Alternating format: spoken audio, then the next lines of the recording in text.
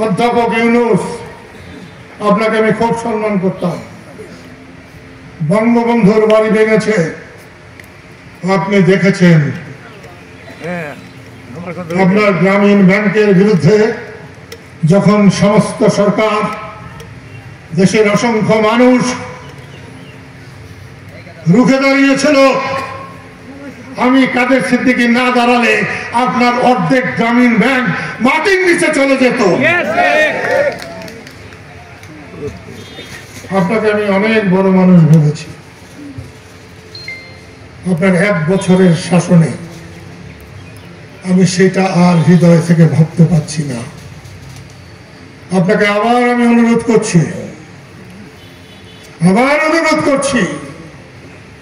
ফেব্রুয়ারিতে ইলেকশন না দিলে আর ইলেকশন করাতে না পারলে শেখ হাসিনার চাইতে আপনার পরিণতি 10 গুণ খারাপ হবে।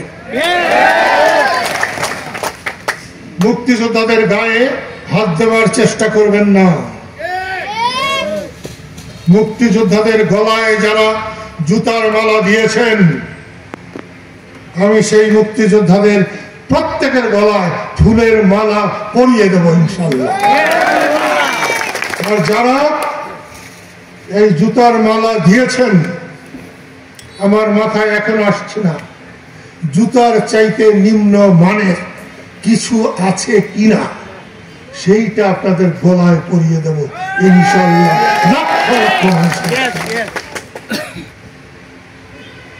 বাংলাদেশ নিয়ে মস্কারি করবেন না, বাংলাদেশের স্বাধীনতা নিয়ে মস্কারি করবেন না। বাংলাদেশ খেলার পুতুল না। বাংলাদেশ অর্জন করতে যে পরিমাণ রক্ত লাগছে, সে পরিমাণ রক্ত আপনারা চোখে দেখেন নাই। সেই জন্য স্বাধীনতার সাথে আপনারা নিজেদের মিলাবেন না। আর যারা ভাবছেন তুমি কে আমি কে, রাজাকার রাজাকার, বাংলাদেশে রাজাকারের কোন ঠাঁই নাই, কোন স্থান নাই। 2 দিন আগে আর 2 দিন পরে বাংলাদেশকে মেনে যারা বাংলাদেশে থাকবেন, বাংলাদেশের সব সুযোগ সুবিধা তারা পাবেন। আর বাংলাদেশকে যারা মানবেন না, তারা কিচ্ছুই পাবেন না। শেখ হাসিনাকে পাইছিলেন, সেই জন্য এত দূর গেছেন। সবাই শেখ হাসিনা না।